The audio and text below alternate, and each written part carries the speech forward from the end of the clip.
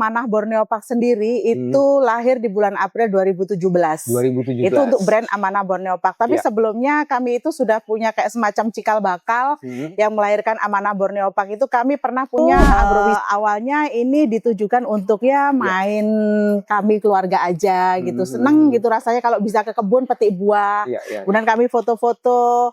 Kami cerita kemana-mana, terus kemudian banyak yang kenapa nggak dibikin tempat wisata saja gitu. Tapi meskipun Instagramable, memang kami konsepnya di alam. Jadi nggak akan jauh-jauh dari hal-hal yang bertema alam kan ya. Karena memang mereka tuh tujuannya ke situ tuh buat happy-happy. Jangan sampai mereka merasa, aduh aku habis segini, aku segala macam. Saya paling nggak mau yang seperti itu. Tempat bisa sebuah festival yang jujur.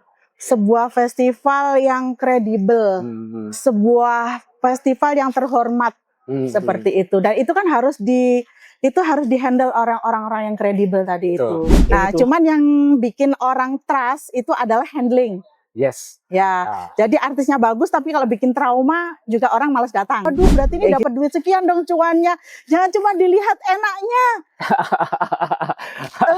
Kalau nggak percaya itu bisa dicek ke teman-teman tim Liburland Amanah Borneo Park. Gimana mereka tuh sekarang telinganya sudah sangat tebal. Diomelin terus. Diomelin. Diomelin. Berarti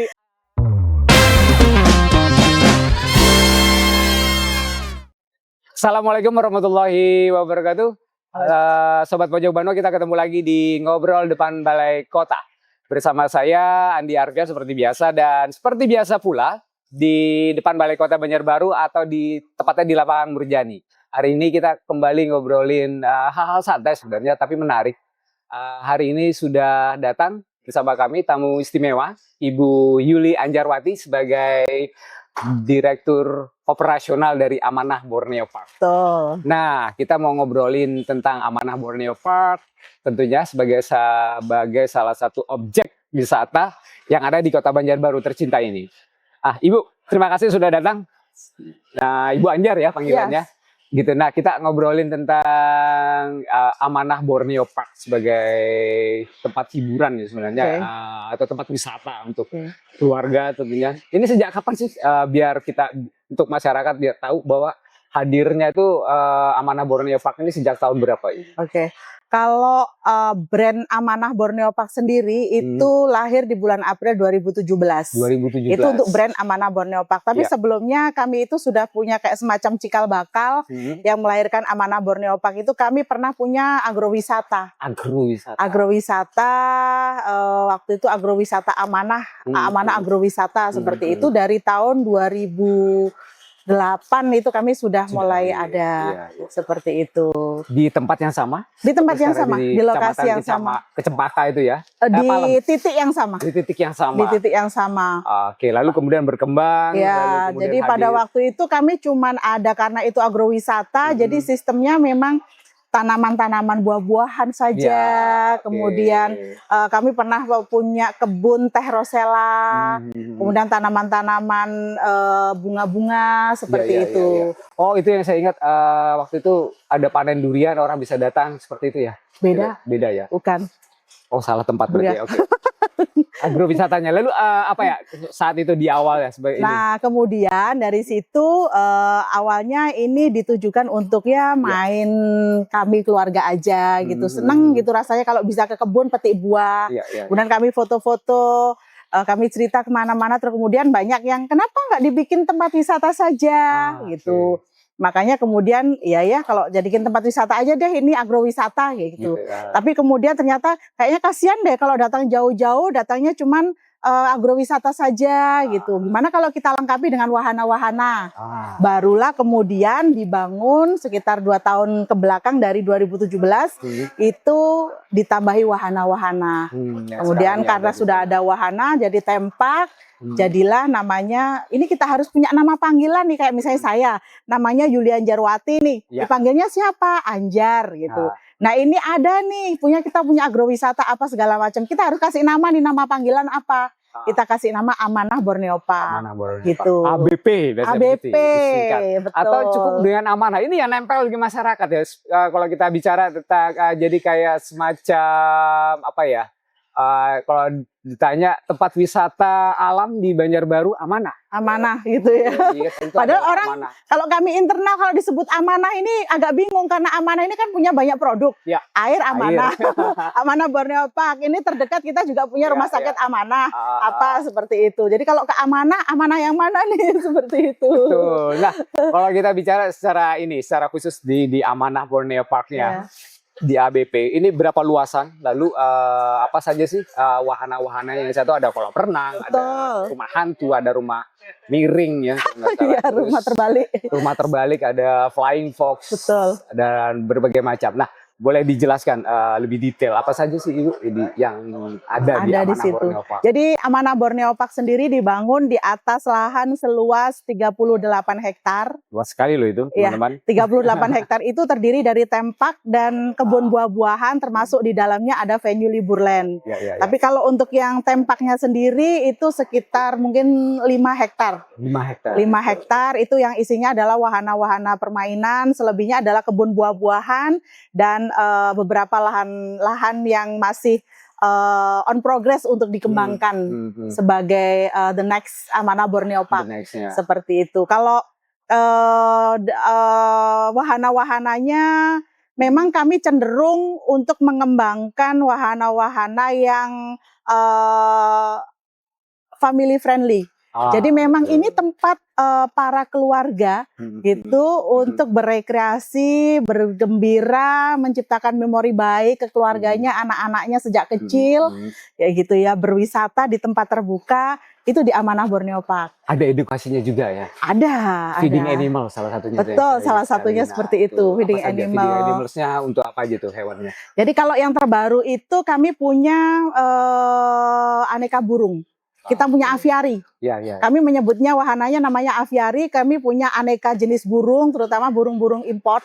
Burung-burung import kan yang besar, ada burung merak, ada burung unta, kemudian ada masuk dome. Itu kita bisa interaksi langsung dengan burung-burung kecil. Nah, edukasinya itu kalau di aviari kami itu bukan cuman mengenal ini namanya burung ini, tapi kami juga selain ada show, kami juga ada breeding center.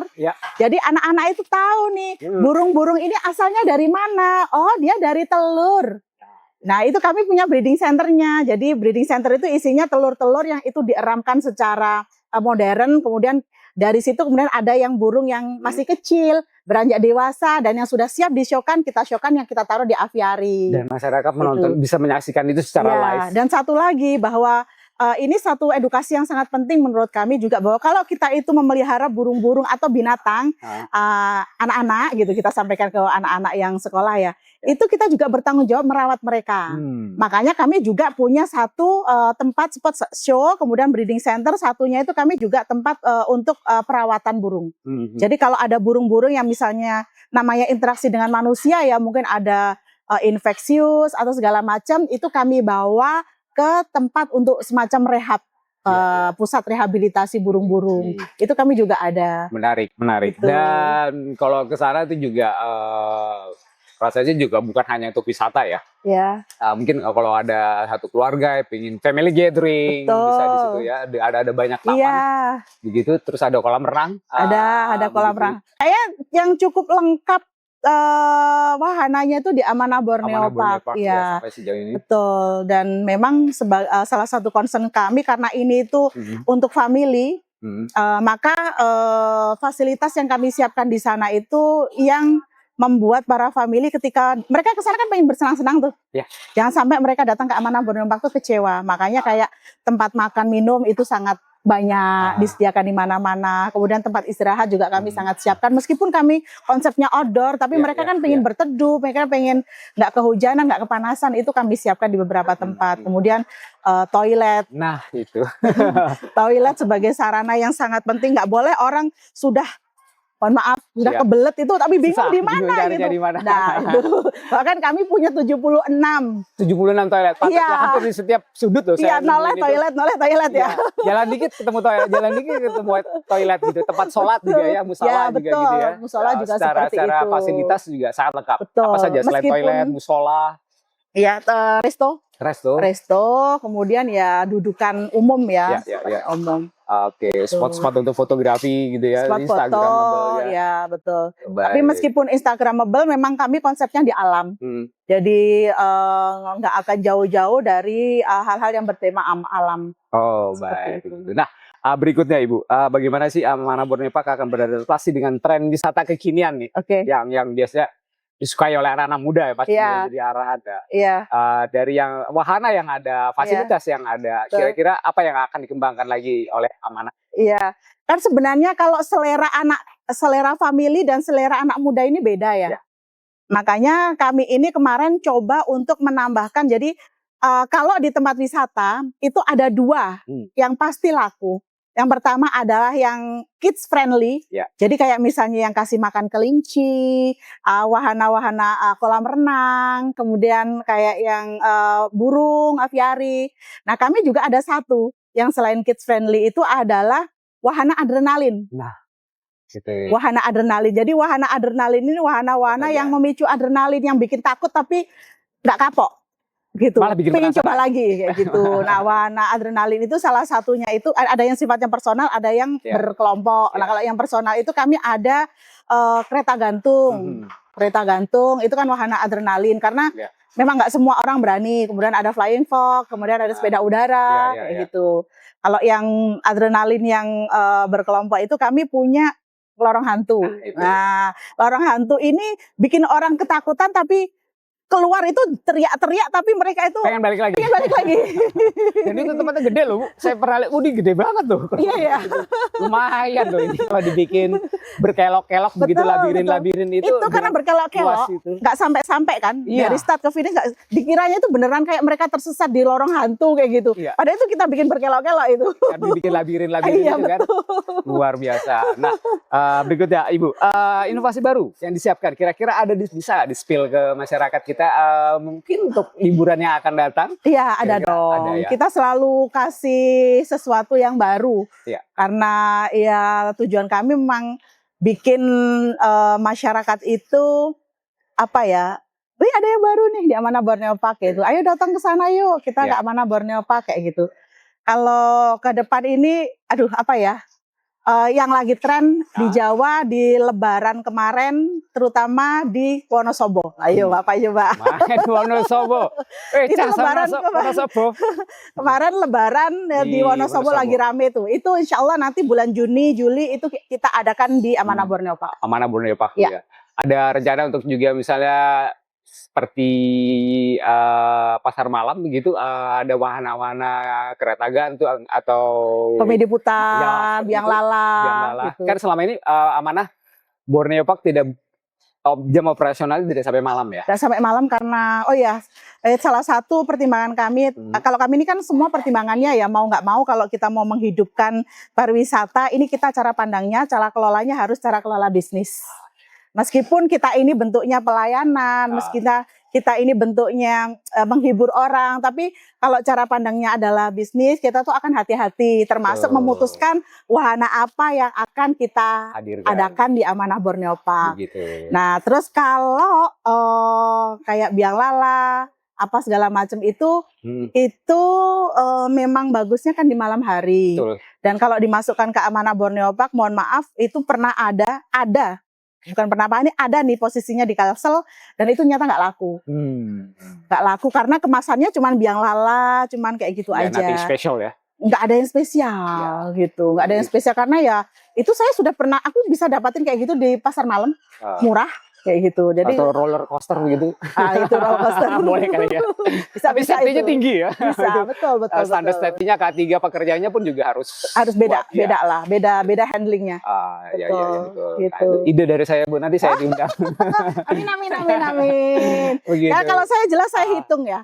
Saya hitung ini nanti kemampuan orang sini belanja, membeli tiket jenis ini seberapa seberapa sih kayak gitu. Itu nanti kan harus saya hitung. Saya kan nggak pengen memberatkan masyarakat kan ya. Betul. Karena memang mereka tuh tujuannya ke situ tuh buat happy-happy. Jangan sampai mereka merasa, aduh aku habis segini, aku segala macam. Saya paling nggak mau yang seperti itu. Tempat wisata pun harus berkeadilan ya. Oh iya dong. Betul. Kalau nggak kita dihujat sama netizen. Dari masyarakat atas sampai bawah juga harus bisa mengakses Amanah Borneo Park. Itu kalau saya maunya seperti itu. Jadi nggak boleh ada yang saya nggak bisa datang ke Amanah Borneo Park karena apa gitu. Iya, karena mahal terutama. Belum lagi ini itu transport gitu ya. Betul. Terus kemudian kenapa kami nggak malam? Karena terus terang kan posisi kami kan agak minggir ya. Meskipun kalau dibandingkan tempat wisata lain di daerah Cempaka, kami itu agak kota ya, lebih kota ya. Tapi kalau diadakan malam itu tidak cukup menarik. Mending kata mereka, aku mending ke mall aja, aku mending ke kafe aja, mending ke Murjani aja kan kayak gitu. Perlu effort lebih dan niat yang lebih ya memang kalau untuk mencapai Amanah Borneo Park ini. Bayangin, saya kemarin juga bertemu dengan beberapa pengunjung yang dari Kalimantan Tengah, dari Kalimantan Timur gitu ya, ketika liburan ke Banjarbaru dan emang datang ke Amanah niatnya banget. Iya. Luar biasa. Berarti udah nempel di benak mereka bahwa ketika ingin berwisata di Banjarbaru, salah satunya adalah Amanah Borneo Park. Begitu. Oke, kita ngobrol terus di Ngobrol Depan Balai Kota bersama saya Andi Arfian dan juga Ibu Yuli Anjarwati dari Amanah Borneo Park. Next kita akan ngobrolin tentang salah satu yang paling menarik juga dari Amanah Borneo Park, yaitu Liburland. Oke. Be right back, stay di sini. Terima kasih. Masih di Ngobrol Depan Balai Kota bersama saya Andi Arfian. Kita masih ngobrolin hal menarik dari Amanah Borneo Park bersama Ibu Yuli Anjarwati sebagai Direktur Operasional Amanah Borneo Park. Baik, kita lanjutin lagi Ibu ngobrolnya. Ya, salah satunya yang flagship dari Amanah Borneo Park ini yang sudah nempel di benak masyarakat Kalimantan Selatan, salah satunya para pecinta musik gitu, atau dunia hiburan. Salah satunya adalah Liburland. Ini sudah masuk tahun keempat ya. Betul. Dan yang terbaru kemarin itu juga pecah banget, rame sekali gitu. Nah, boleh diceritain Bu, awalnya kenapa Amanah yang juga tempat wisata akhirnya berani melangkah ke ini dunia promotor. Ada konser musik itu tidak mudah. Begitu Bu. Boleh diceritakan seperti apa awalnya? Jadi awalannya tuh dulu terus terang ya Mas Andi. Saya ini kan saya itu tipe pendidik. Jadi sebelum saya itu handle Amanah Borneo Park, saya itu ibu rumah tangga. Saya itu ibu rumah tangga, saya mendidik anak-anak saya, sehingga ketika anak-anak sudah besar semua, saya dapat amanah dari direktur utama tadi untuk handle Amanah Borneo Park. Jadi kayak jiwa pendidik saya memang sangat kental. Bahkan itu terbawa saat saya membawa Amanah Borneo Park itu. Nah, ini salah satu alasan untuk kenapa saya mau bikin Liburland pada waktu itu. Jadi waktu itu baru rame-rame IKN. Rame-rame IKN apa segala macam. Saya tuh sedih gitu. Saya tuh sedih ketika, dan itu saya nggak mau, ketika nanti IKN itu ternyata beneran ada. Berarti akan banyak sekali butuh SDM, orang-orang yang akan bisa membackup keberadaan IKN. Kalau kita sebagai daerah buffernya, kita kan termasuk daerah buffer ya di IKN ya, itu tidak mempersiapkan SDM yang layak untuk diandalkan di IKN sana nanti. Jangan salahkan kalau IKN itu akan membawa orang-orang dari Jakarta. Dan saya nggak ingin kayak gitu. Sebagai orang yang ada di sini, berdomisili di sini, anak cucu saya nanti bakalan di sini, saya ingin menciptakan paling tidak saya ingin menciptakan lingkungan yang baik buat anak cucu saya. Orang-orang yang ada di sini ini orang-orang yang sama terdidiknya. Gitu. Makanya yang saya lakukan adalah saya menciptakan orang-orang yang terdidik juga gitu. Kalau selama ini ke dunia promotor itu kan banyak hal Mas ternyata yang ada di dalam sana itu bukan sekedar bertangkan artis, bukan sekedar seperti itu. Ada banyak hal, sebuah event loh. Iya, ada banyak hal yang harus kita persiapkan untuk membuat sebuah festival yang jujur, sebuah festival yang kredibel, sebuah festival yang terhormat seperti itu. Dan itu kan harus dihandle orang-orang yang kredibel tadi itu, kayak gitu. Nah, tujuan saya itu adalah itu. Sebenarnya kan saya itu punya venue. Ya. Itu tuh saya itu kayak cuman ngajarin aja. Gini loh, kalau bikin festival tuh seperti ini. Tadinya ya. Kalian kalau mau bikin loh. Di tempat saya ini saya siapkan tempat yang proper.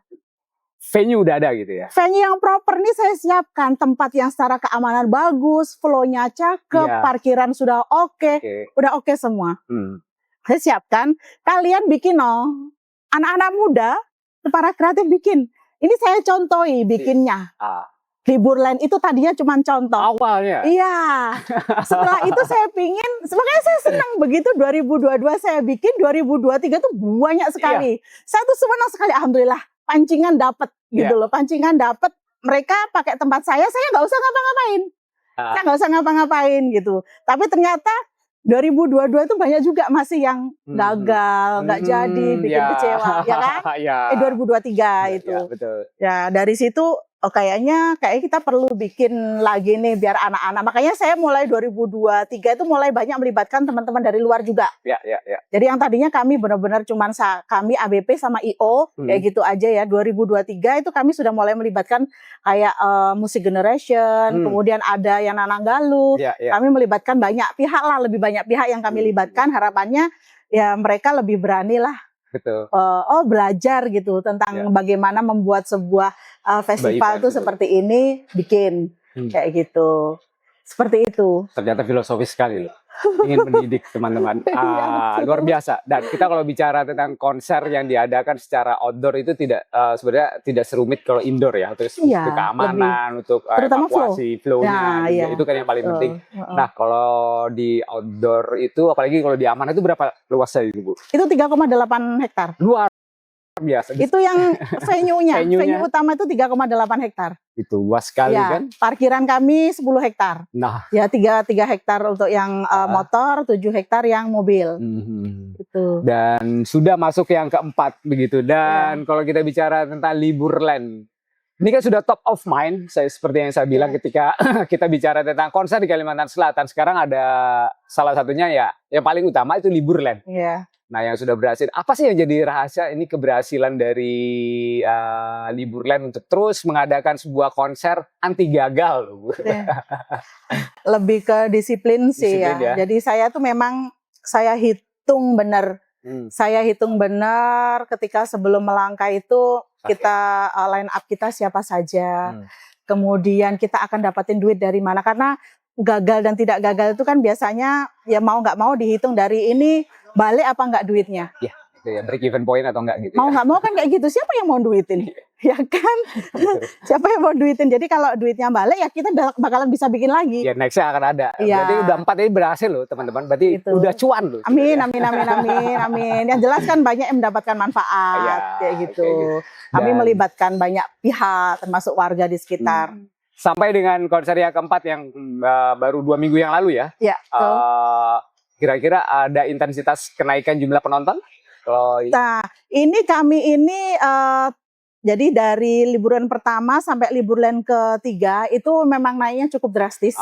Cukup drastis. Kemudian liburan keempat ini kami ada penurunan sedikit. Itu lebih karena faktor habis liburan. Habis liburan dan ekonomi masyarakat mungkin juga ya. Nah, dan kalau dibaca di majalah Tempo itu kan pergerakan ekonomi, pergerakan rupiah selama lebaran ini sama rendahnya dengan waktu Covid pertama itu, 2021, lebaran saat Covid. Serendah itu. Betul. Itu. Jadi kayak orang itu takut buat spending money ya. Jadi mereka save gitu. Nanti kalau ada apa-apa uang saya masih aman kayak gitu. Jangan judul nonton konser teman-teman. Itu yang sebenarnya ya. Itu juga jadi salah satu konten.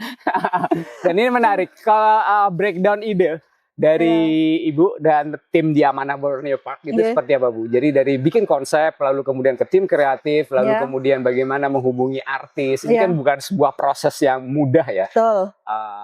Bagaimana Bu bisa di-spill ke teman-teman gitu step by stepnya? Oke. Jadi sebenarnya kan kalau faktor utama di konser, penarik utama di konser itu mau nggak mau line up. Line up-nya betul. artis. Nah, cuman yang bikin orang trust itu adalah handling. Yes. Ya, jadi artisnya bagus tapi kalau bikin trauma juga orang malas datang.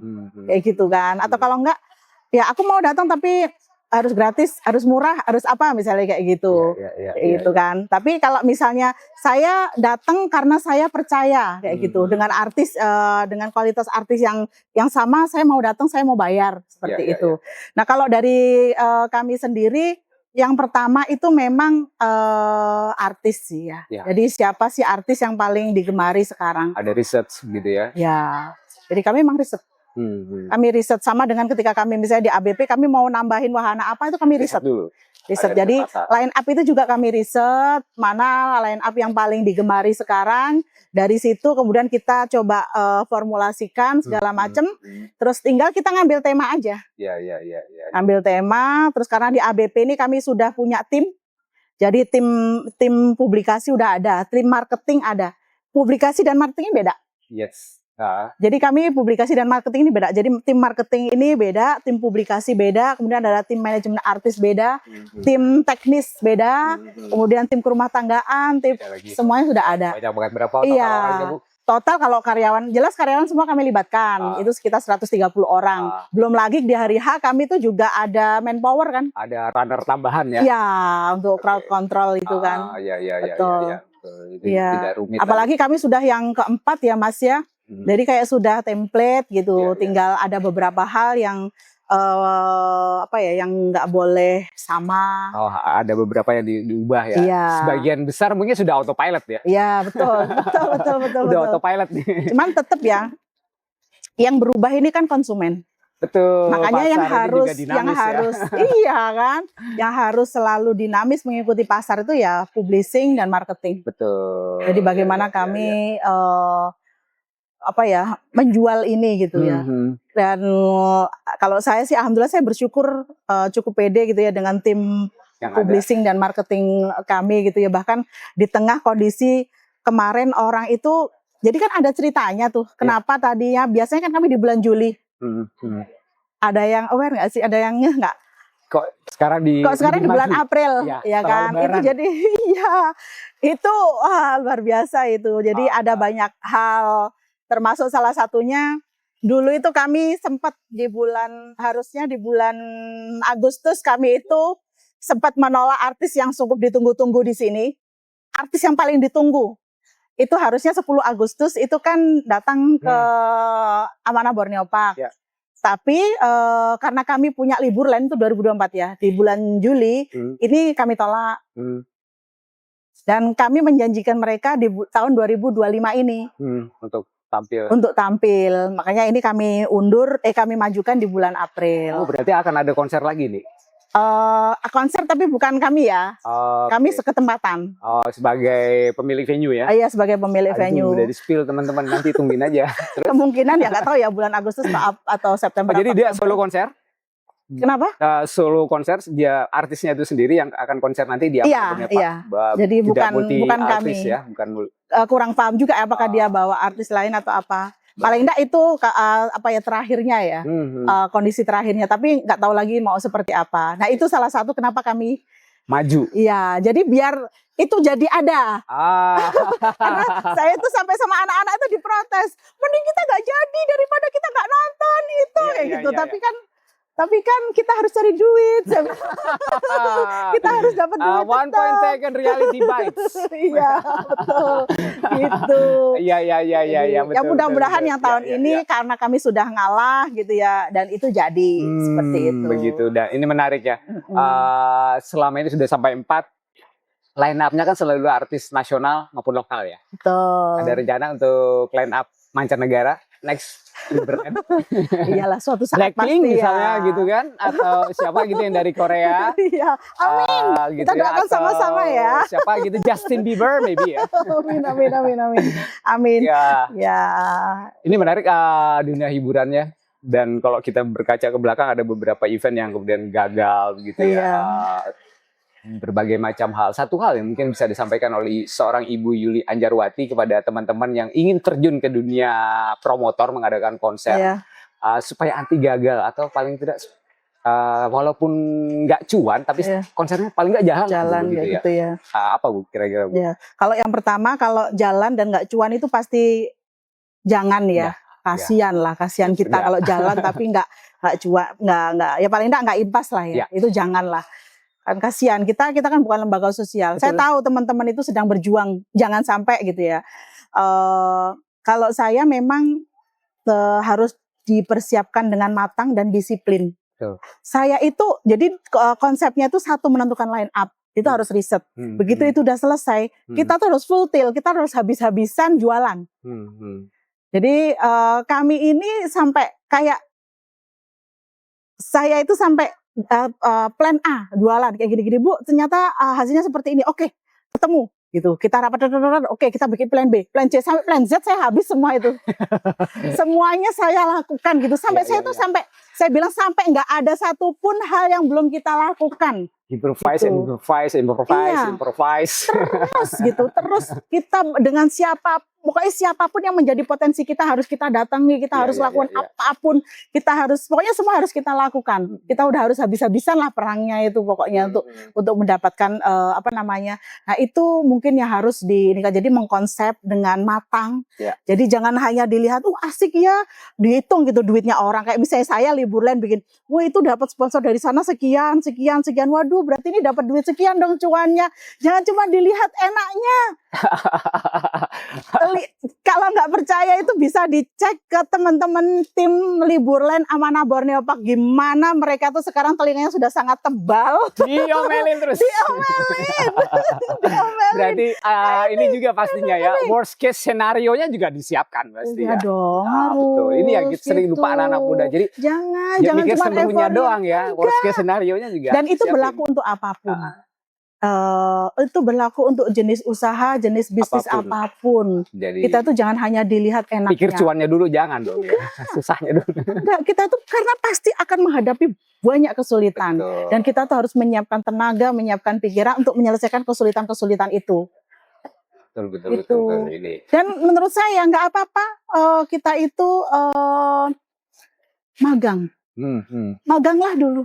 Ikut kalau kamu ingin menjadi promotor gitu ya. Maganglah ke promotornya. Kalau kamu ingin menjadi manajer, maganglah ke manajernya. Betul. Ingin menjadi marketing, maganglah ke marketingnya. Kayak gitu. Belajar langsung. Iya. Dan ini udah masuk keempat. Kalau sesuai pengalaman saya, kalau di dunia artis itu, kalau untuk satu promotor ya kalau sudah melangkah di 4 ini, ibaratnya para artis di Jakarta nasional itu sudah trustnya udah tinggi sekali loh. Kalau Liburland ya Bu ya. Karena ketika kita mau hubungi artis, terus kita udah punya brand seperti ini, Liburland, mereka akan cek gampang sekali kan sekarang ceknya di medsos, udah 4 nih, udah sukses terus nih. Gitu. Bahkan kalau nggak salah artis baru terutama, biasanya rela nggak dibayar loh. Yang penting bayarin tiket ya. Betul. Jangan ini aja, jangan rugi saya gitu aja kan. Ya, yang penting saya nggak rugi. Makan minum, rokok mungkin bisa ditanggungnya. Yang penting saya bisa tampil di situ karena gengsinya tinggi ya kan. Iya, betul. Kalau kita bicara tentang konser misalnya kayak Coachella gitu kan, banyak seringkali kayak artis-artis dari Indonesia yang ikut tampil di sana tidak dibayar. Gitu, cuma dikasih ya transport dan publikasi, dan ini juga menarik. Nah, kalau ke support lokal talent ya Bu, seberapa banyak Bu yang akan terus hadir di ini?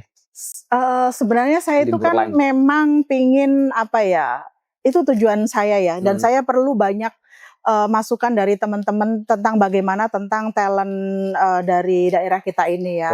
Karena saya itu pinginnya itu kayak gini loh, ini loh, kamu itu tampil. Kalau di capture, ini panggungnya sama dengan yang Noah tampil loh. Sound systemnya sama. Sound system yang sama loh, kayak gitu. Tujuan saya tuh memang berarti kamu tuh bisa seperti mereka. Yes. Gitu. Ya, hal-hal yang menjadi alasan mereka tuh bisa sehebat itu carilah dan kerjakanlah. Itu tujuan saya. Itu tadi kembali karena saya itu orang pendidik. Jadi bukan sekedar tampil, nggak sekedar kayak gitu. Tapi dan itu biasanya saya itu bahkan kayak MC Iya, iya. atau artis lokal kayak gitu ya. Itu saya sampaikan Mas, pesan seperti itu. Ayo dong, kalian tuh punya kesempatan yang sama. Artis-artis itu semua juga dari daerah loh. Ya. Dari daerah Bandung, daerah Jogja, daerah Surabaya, daerah Banjarmasin. Ada. Gitu, dari Banjarbaru gitu. Jadi tinggal syarat-syarat yang membuat mereka tuh bisa seperti itu kita penuhi, kita tuh sama gitu. Ya, betul. Gitu. Baik, tidak terasa nih ngobrolnya panjang banget. Kayaknya kalau semalaman bisa lanjut nih kalau dengan Ibu Anjarwati. Sepertinya kita udah tiba di penghujung. Nah, Ibu Yuli Anjarwati, Ibu Anjar, kalau saya ingin jadi masyarakat, ingin berkunjung ke Amanah Borneo Park, saya pesan tiket di mana? Ya. Atau harus datang langsung juga bisa atau bagaimana? Oke. Bisa pesan datang langsung. Ya. Atau kalau ada juga pemesanan via web amanahborneopark.co.id, itu juga di sana ada pemesanan, atau bisa juga pesan di hotline kami juga ada gitu, nomor marketing ada beberapa, itu ada, bisa dicek di IG Amanah Borneo Park, Instagramnya ya. betul. Itu saluran-saluran bisa beli tiket Amanah Borneo Park. Kalau saya adalah band lokal Banjarbaru atau Kalimantan Selatan ingin tampil di Liburland, ya, kemana saya harus menghubungi? Biasanya, ya kan? ya. Kami punya talent management ya. Kami punya talent management, ya talent management. Nanti biasanya akan ada kan nomor telepon untuk hotline-nya Liburland, khusus Liburland. Jadi itu bisa menghubungi ke sana. Nanti kami akan sesuaikan dengan tema tahun tersebut. Seperti itu. Jadi sebisa mungkin sih, kalau mungkin teman-teman ngamati, meskipun ada yang tampil 2 kali di Liburland, tapi kami selalu ada talent lokal baru yang kami tampilkan, karena saya ingin memberi kesempatan mereka untuk tampil di panggung besar Liburland. Dan tidak harus band ya mungkin Bu ya? Dancer atau... Oh, salah satu yang pernah tahun 2024 itu kami pernah Angie Carvalho. Angie Carvalho. Yang di Indonesian Idol, dia top 5. Ya, itu dari... Ya. Anak pemain sepak bola itu? Iya. Ya, itu 2024 kemarin tampil di panggung Liburland. Oke. Itu menarik teman-teman. Jadi dan tidak harus band, tidak harus penyanyi. Misalnya saya bisa sulap. Gitu. Boleh dong ya? Itu salah satu Akrobat yang akan kita taruh di Wonderland namanya. Kami kan punya 2 stage, Wonderland sama Hiburland. Hiburland itu main stage-nya, kemudian ada kita punya stage-nya Wonderland. Gitu, Oke. Mau chef juga mau masak misalnya gitu ya. Betul sekali. Oke, ini menarik. Terima kasih Ibu Anjar. Siap. Nah, terakhir, ketika saya liburan, kenapa saya harus datang ke Amanah Borneo Park? Ya, karena Amanah Borneo Park paling worth it buat liburan. Itu dia, ingat teman-teman. Oke, terima kasih Ibu Anjar dan sukses untuk Amanah Borneo Park dan juga Liburland-nya. Next, kita tunggu line up yang lebih menarik lagi. Mudah-mudahan internasional ya teman-teman, bisa Blackpink kata kameramen kami. Amin. Jangan Lisa Mariana ya. Lisa, astagfirullah. Astagfirullah. Baik, terima kasih Ibu Anjar dan terima kasih teman-teman Sobat Pojok Banua. Nantikan lagi di Ngobrol Depan Balai Kota di episode yang lain. Hari ini saya Andi Arfian, terima kasih. Kita ketemu lagi di lain kesempatan. Wassalamualaikum warahmatullahi wabarakatuh. Waalaikumsalam warahmatullahi wabarakatuh.